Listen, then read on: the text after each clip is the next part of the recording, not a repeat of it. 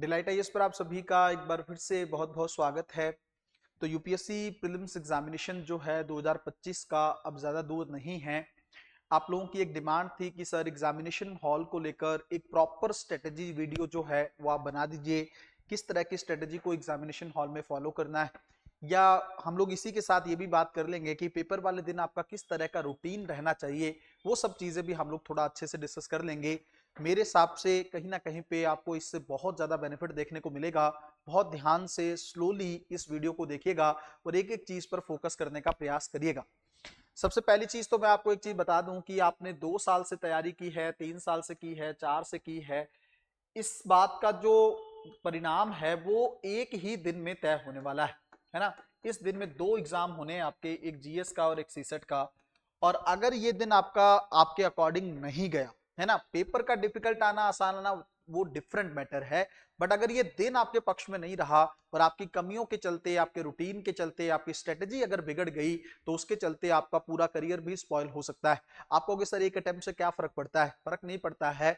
हो सकता है अगले अटेम्प्ट में कभी मौका ही ना मिले प्रीलिम्स क्वालिफाई करने का, और इस साल आपके किस्मत के सितारे इतने अच्छे होते कि प्रीलिम्स अगर निकल जाता तो शायद आप अच्छी रैंक से क्वालिफाई कर सकते हो, है ना। एनर्जी हर साल कम होती है, बढ़ती नहीं, इस चीज को याद रखेंगे। अब बात यह है कि कैसे, किस तरह की स्ट्रेटेजी को हम लोगों को फॉलो करना चाहिए। देखना, सबसे पहले तो मैं आपको एक डेली रूटीन बता दूं, थोड़ा सा समझिएगा, समझ आइएगा कि सैटरडे को आपको क्या करना है। सैटरडे शाम को 3 से 4 बजे आपको पढ़ाई छोड़ देनी है। आप कहोगे सर लोग तो रात को 11 बजे तक पढ़ते हैं। मेरे हिसाब से मत करिएगा, इससे आपको बहुत नुकसान देखने को मिलेगा। ज्यादा अगर लगे तो 5 बजे तक पढ़ लीजिएगा, 6 बजे तक पढ़ लीजिएगा, इससे बाद मत पढ़िएगा, आपको बहुत दिक्कत होगी अगले दिन। 4-5 बजे के आसपास अपनी पढ़ाई को कंप्लीट करके छोड़ देंगे। उसके बाद क्या करना है? उसके बाद थोड़ा सा फैमिली से बात करनी है, थोड़ा रिलैक्स होना है ना। कुछ एंटरटेनमेंट के लिए आप कुछ मूवी देख सकते हैं, कुछ भी कर सकते हैं आप, जिससे आपका माइंड थोड़ा रिलैक्स हो, है ना। स्पिरिचुअल कुछ चीज करनी है वो कर सकते हैं, थोड़ा घूमने के लिए जा सकते हैं, किसी कैफे में जा सकते हैं दोस्तों के साथ, थोड़ा सा वो चीजें करिए। उसके बाद रात को 7-8 बजे आइए, आके अपना एक हेल्दी खाना जो है आपको खाना है ना। 8-9 बजे के आसपास खाना खा लीजिएगा। खाना खाने के बाद थोड़ी देर वॉक करिएगा। खाना खाने के बाद तुरंत सोना नहीं, वॉक करिएगा, अच्छे से रिलैक्स रहिएगा। और जिस टाइम पीरियड में, वैसे मैंने आप लोगों को पहले बताया था कि शेड्यूल बदल जाना चाहिए था अब तक, अगर तो बदला होगा तो फायदा मिलेगा, अगर नहीं बदला होगा तो शायद आपको सैटरडे को दिक्कत हो। तो अपना जो रूटीन है 9-9:30 बजे तक अपनी सारी चीजें करके 10 बजे के आसपास जो है आप लोगों को बेड पे चले जाना है ना। इससे लेट मत करिएगा। अपना एक कंफर्ट जोन रखिएगा, आप कोशिश करिएगा कि ऐसी जगह पर आप रहें जहां पे गर्मी का इशू ना हो, आप रिलैक्स होकर सो सकें। बेड कंफर्टेबल होना चाहिए। अगर बेड नहीं है तो नीचे अपनी चीजें कर सकते हैं रूम में, क्योंकि ज्यादातर बच्चे जो हैं दिल्ली में तैयारी करते हैं तो उनके पॉइंट ऑफ व्यू से मैं बता रहा हूं। अगर बेड बहुत अच्छा नहीं है तो अपना जो है नीचे ही चीजें आप एडजस्ट कर सकते हो, ताकि आपको नींद थोड़ी कंफर्ट जोन में आए। अब रात को टाइम से सोना है, और सुबह जो है लगभग, अगर आपका सेंटर दूर है तब तो आपको 5 बजे के आसपास उठना है। अगर सेंटर दूर नहीं है तो आप 6 बजे तक भी उठ सकते हो, है ना। उठने के बाद प्रॉपर अपना रेडी होइए, नहाइए धोइए, और उसके बाद जो है अपना एक हेल्दी ब्रेकफास्ट करके आपको घर से निकलना है ना। अच्छा, एक चीज याद रखेंगे, उस दिन सुबह ज्यादा किसी से बात नहीं करनी है। एक कॉल अगर आप करना चाहें तो अपने माता पिता को कर लीजिएगा, अदरवाइज रात में ही सारी चीजें सेटअप कर लीजिएगा। सुबह किसी से भी बात मत करिएगा, चाहे कोई कितना ही इंपॉर्टेंट क्यों ना हो, है ना। जरूरत है तो मैसेज डाल के ड्रॉप करके निकल जाइए। एक चीज मेरी समझिएगा, फोन मत लेके जाना पेपर में, दिक्कत होगी इससे। आप कहोगे सर हम लोग उसमें नोट्स वगैरह है ये है, तो मेरे हिसाब से उसका मतलब नहीं है। फोन वगैरह घर छोड़ के जाइएगा। उससे क्या होगा, एक तो आपको तो कोई डिस्टर्बेंस नहीं होगी, है ना। फोन का एक ये हो सकता है कि अगर आपका एडमिट कार्ड में कोई इशू है या कहीं पे कोई प्रॉब्लम हो जाती है तो आपको हेल्प मिलती है, चाहो तो लेकर जा सकते हो, बट थोड़ा कंट्रोल रखना। फोन को यूज नहीं करना है ज्यादा। ये ना हो कि आपका प्रीलिम्स का एग्जामिनेशन जो है हो उसके तुरंत बाद कट ऑफ चेक करने लग जाना, पेपर की आंसर की चेक करने लग जाना, सीसेट के बारे में देखने लग जाना, ये सब करके आप अपना नेक्स्ट पेपर भी खराब कर लोगे। अदरवाइज अगर आप सिस्टमेटिक तरीके से फोन लेकर जा सकते हैं तो फोन ले जाइए, कोई प्रॉब्लम नहीं, वहां पे जमा करने का भी ऑप्शन रहेगा। उसके बाद क्या करना है, आप सुबह जैसे चले गए, है ना, देखिएगा सेंटर जहां पे जिस हिसाब से है आपका, उसके हिसाब से आपको निकलना है घर से। मतलब कोशिश करिएगा कि 8 बजे के आसपास या लगभग 8:15 के आसपास आप अपने सेंटर पे पहुंच जाएं। यूपीएससी 9 बजे की एंट्री देता है, बट 9 बजे के हिसाब से मत निकलना। अगर लेट हो गए ना तो पेपर के अंदर एंट्री नहीं मिलेगी, ये रिस्क मत लेना, टाइम से ही वहां पर पहुंच जाना। अब पेपर में आप गए, है ना, 9 बजे आप लोग एंटर कर गए एग्जामिनेशन हॉल में। अंदर जाके कुछ नहीं करना है, वो लोग आपको शीट वगैरह देंगे, पेपर वगैरह देंगे, जो भी ओएमआर शीट है उसके अंदर आपको अपना नाम वगैरह भरना है। बहुत ध्यान रखना है जब आप गोले भर रहे होंगे ना उसके अंदर, तो देखिएगा उसके चलते कहीं पे भी मान्यूट मिस्टेक नहीं होनी चाहिए। अगर आपको कंफ्यूजन है कि मुझे नहीं पता, कोई दिक्कत नहीं है, जो इनविजिलेटर होते हैं उनसे आपको पूछना है कि सर मुझे ये नहीं समझ में आ रहा, कोई दिक्कत नहीं है, लोग चाहे कोई कोई जज नहीं करेगा आपको, आपको पूछना ज्यादा बेहतर है गलत भरने से। ठीक है, ये कर लिया आपने। उसके बाद मान लो 9:30 बजे के आसपास आप लोगों को पेपर मिला है ना। पेपर मिलने के बाद हो सकता है आपके शुरू के 10-15 क्वेश्चन जो हैं इजी आए, और हो सकता है शुरू के 10-15 क्वेश्चन बेकार आए। हो सकता है साइंस टेक से पेपर स्टार्ट हो सकता है इकोनॉमिक्स से स्टार्ट हो। आपको ना घबराना नहीं बिल्कुल भी। यहाँ पे इमरान खान का डायलॉग याद रख सकते हैं, सबसे पहले तो आप लोगों को घबराना नहीं है ना। उसके बाद आपको क्या करना है, जितना हो रहा है करते चले जाइए। पेपर को लेकर एक रिदम बनाकर रखना है ना। रिदम बनाने का मतलब ये है किसी एक क्वेश्चन पे स्टक नहीं हो जाना है। अगर कोई क्वेश्चन नहीं आ रहा तो ये दिल पे नहीं ले लेना है कि इसको हर हाल में करना ही करना है। नहीं हो रहा है तो आगे बढ़िए, कोई दिक्कत नहीं है, अभी बहुत सारे और भी क्वेश्चन हैं और भी बिट्स हैं, उसके अंदर अगर चीजें बेटर रही तो आपकी चीजें हो जाएंगी, है ना। तो आगे बढ़ते चले जाइए। हो सके तो उस सब्जेक्ट को पहले उठा लीजिए जिस सब्जेक्ट में आप लोगों को आसानी लगती है। जैसे पॉलिटी अगर आप उठाना चाहें तो सबसे पहले आप उठा सकते हैं, इससे आपका थोड़ा कॉन्फिडेंस बूस्ट हो जाएगा।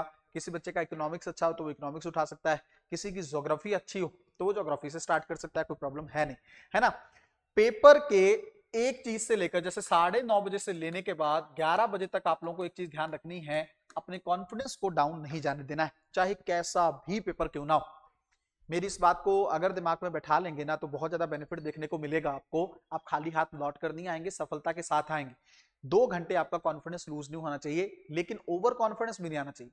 ये ना हो शुरू के 20 क्वेश्चन में आपने पॉलिटी में मार दिया और सटीक लगा आपको कि सही बैठ रहे हैं, फिर तो आप समझ रहे हैं मैं तो 100 के 100 अटेम्प्ट करूंगा। ये बेवकूफी मत करना, ओवर कॉन्फिडेंस में नहीं आना है। उसके बाद क्या करना है, उसके बाद करना ये है कि आपको ओमार शीट को जैसे ही आपका मान लो 50-60 क्वेश्चन हो जाए ना, तभी ओमार शीट को फिल कर देना है ना। थोड़ा हाफ बर्डन कम कर देना है, लास्ट तक मत रखिएगा। अगर ये गलत फिल हो गई ना पूरी मेहनत बेकार हो जाएगी। तो साथ साथ इवन आप जब 30-40 क्वेश्चन हो जाए ओमार फिल कर दीजिए, फिर 30-40 क्वेश्चन हो जाए ओमार फिल कर दीजिए, उसमें प्रॉब्लम नहीं। दूसरा, जैसे कई लोग राउंड के फॉर्म में करते हैं कि पहला राउंड हो गया, दूसरा राउंड हो गया, तीसरा, ये सब चक्कर में मत पड़ना। आप यूपीएससी का पेपर राउंड का बचा नहीं, आपको पहले ही क्वेश्चन से ध्यान से देखते चले जाना है, कुछ ही क्वेश्चन को छोड़ना। हर क्वेश्चन को ये नहीं कि बाद में करूंगा, फिर लास्ट में जाके पता चलेगा 20 ही क्वेश्चन किए हैं, 30 ही किए हैं, फिर धड़ाधड़ मारोगे, नेगेटिव होता चला जाएगा और नुकसान होगा। पैरेलल अपना अटेम्प्ट करते चले जाना और लास्ट मोमेंट में जाके कोशिश करिएगा 5-7 मिनट पहले ही अपना ओमर शीट भी फिल हो जाए, पेपर भी खत्म हो जाए और आप तसल्ली से बैठ जाएं। ये ना हो कि एकदम एंड मोमेंट पे पेपर को लेके जाना और जिसके चलते दिक्कत हो। पेपर हॉल में, एग्जामिनेशन हॉल में बच्चों के एक्सप्रेशन कुछ भी क्यों ना हो, जीएस के पेपर जब चल रहा होगा पहला, तो आपको परेशान नहीं होना। ये नहीं सोचना है कि यार उनका इनके एक्सप्रेशन इतने हालात खराब हो रहे हैं या कोई लगा हुआ है करने में तो उसको देखे डिमोरलाइज नहीं हो जाना है कि इसको इतना आता है मुझे तो कुछ आता नहीं, ये सब चीजें नहीं करनी है। उसके बाद जल्दी से हमें क्या देखना है, एक चीज और देखिएगा, जीएस का पेपर हो जाए बाहर आके फोन चेक नहीं करना है, सबसे पहली चीज। दूसरा, बच्चों के डिस्कशन को बिल्कुल नहीं सुनना है ना। जो भी एस्पिरेंट बात कर रहे होंगे कि हाँ पेपर अच्छा था बुरा था, कुछ नहीं सुनना है, कुछ भी नहीं सुनना है। इवन आपको अगर ये भी रियलाइज हो जाए कि मुझसे 2-4 क्वेश्चन गलत हो गए ना, कोई दिक्कत नहीं है, कोई फर्क नहीं पड़ेगा, 75-80 कट ऑफ जा रहा है, कोई खास दिक्कत है नहीं। तीसरी चीज, बाहर आएंगे कुछ भी तला भुना नहीं, भागने के नहीं पड़ जाना है। वहां पे बहुत सारी चीजें मिलती हैं, है ना, कई जगह मिलती हैं, कई जगह नहीं मिलती हैं। कोशिश तो करिएगा अपना खाना, वैसे गर्मी बहुत ज्यादा है तो लेके नहीं जा पाओगे, लेकिन कुछ ऐसी चीजें जो फ्रूट्स वगैरह हों या थोड़ा बहुत लाइट वहां पे कुछ मिल जाए आपको, चावल वगैरह खैर मत खाइएगा क्योंकि नींद आएगी आपको, कुछ लाइट ऐसा सेगमेंट मिल जाए जिससे आपकी तबियत खराब ना हो सेकंड पेपर में, उस तरह का खाना आपको खा लेना है। कोशिश करिएगा फ्रूट्स पे ज्यादा डिपेंड रहें।